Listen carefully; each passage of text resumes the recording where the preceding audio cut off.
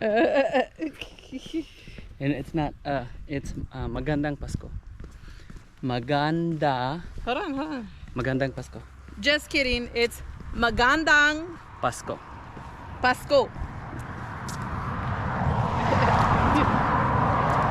Right. So my oldest niece, the very first seed in our family, just called and asked, how do you say Merry Christmas in our language? I don't know which language she's talking about, but I just responded in Tagalog. And how do you say it? Magandang Pasko. Wow! Hey! Look at that.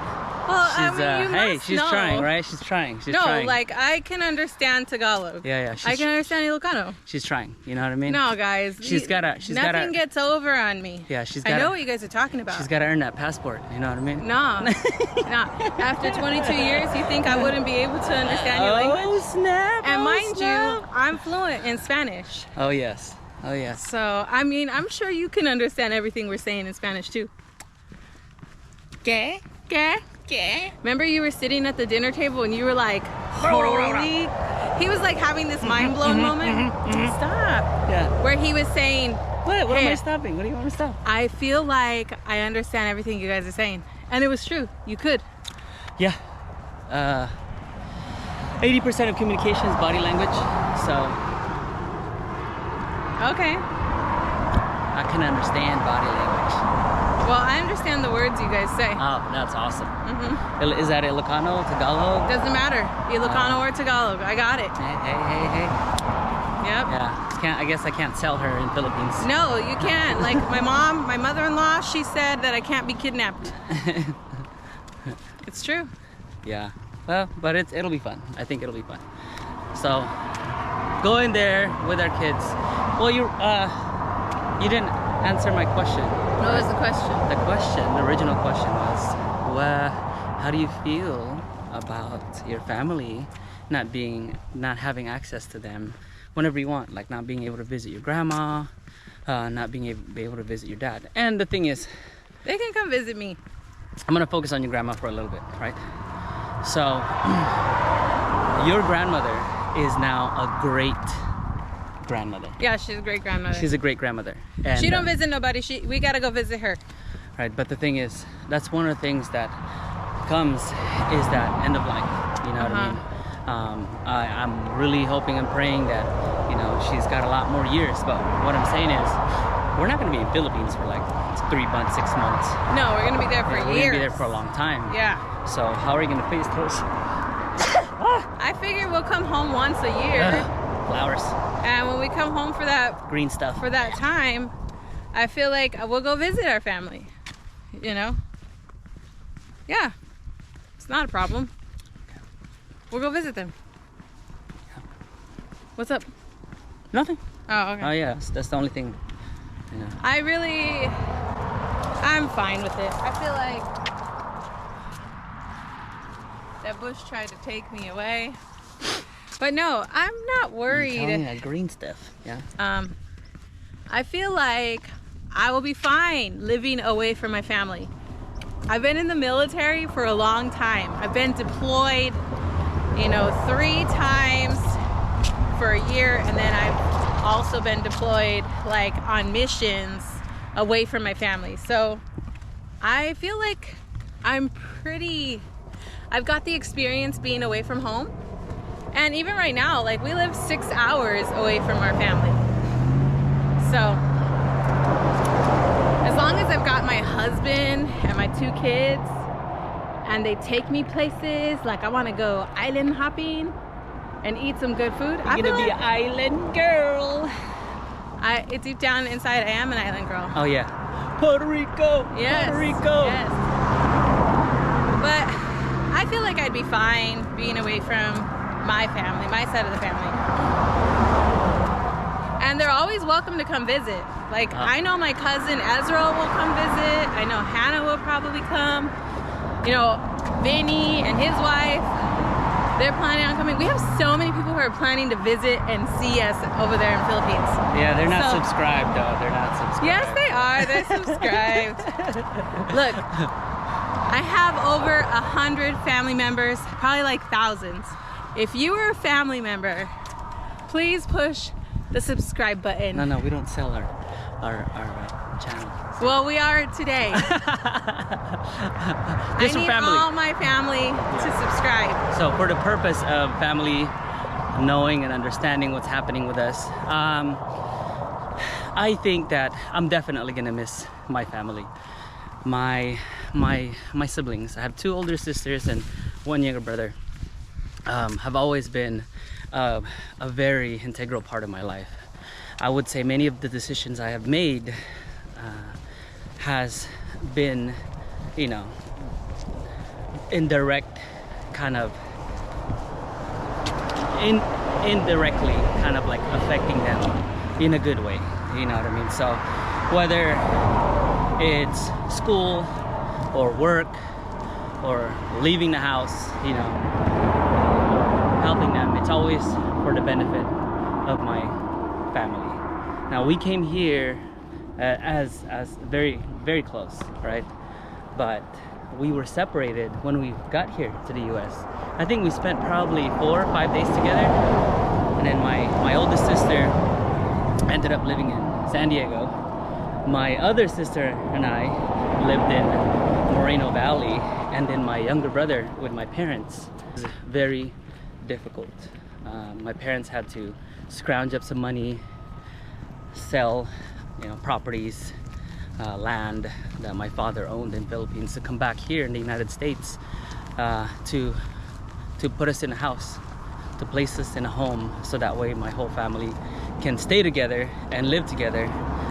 And granted, you know, my mom is still living in that house now, but it took a long time for us.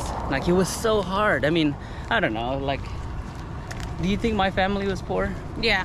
Yeah, dirt poor. I mean, we didn't have money.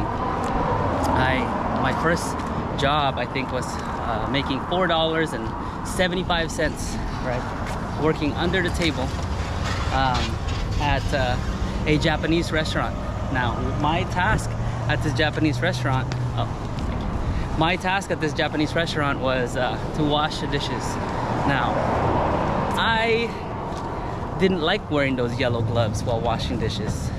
So at the end of the day, every work day, I would go home and my fingernails, my fingers would have cuts from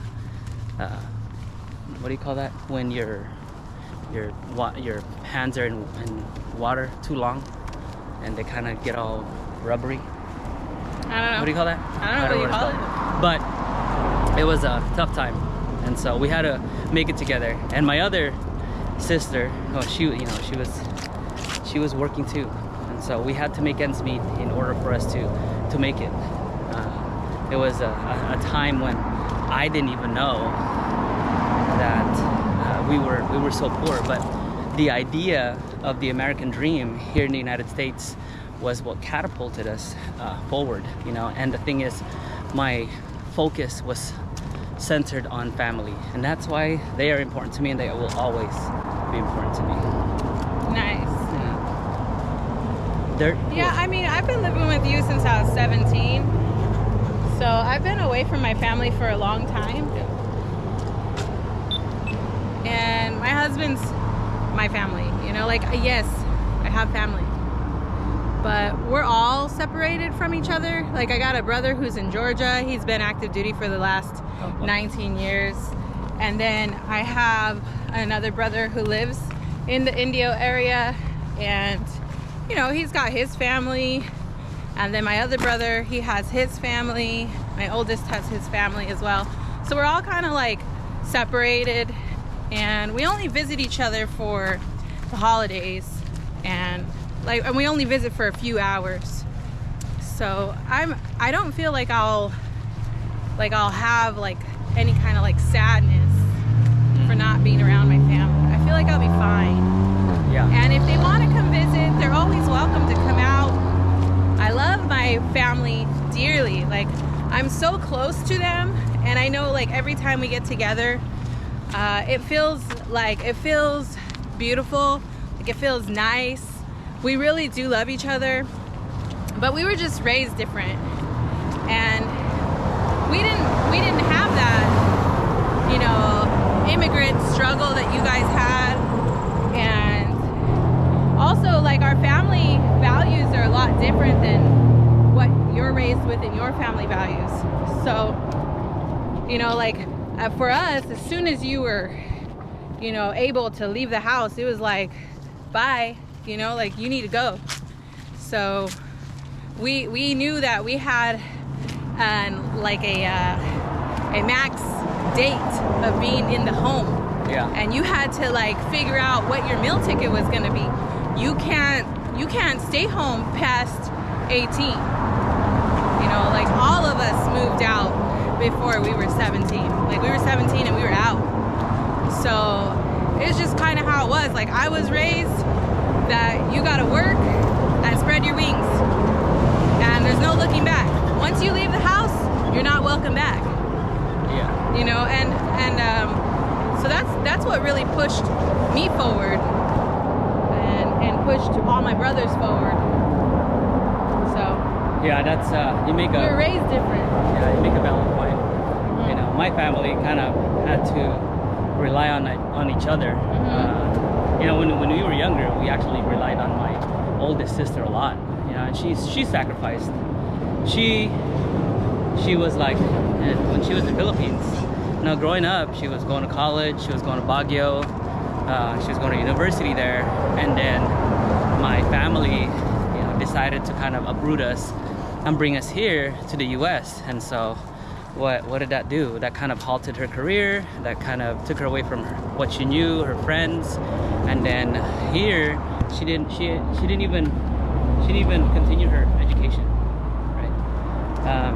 And so I know somewhere deep inside, you know, she probably feels like, you know, that was taken away from her. And I'm always forever thankful and forever grateful for her sacrificing that for us. But that's why, like, we've always been close. You know, I always love my family, and that my family concept is helping each other out. You know. What's up? What's up with you? I need to go home and drop off this jacket.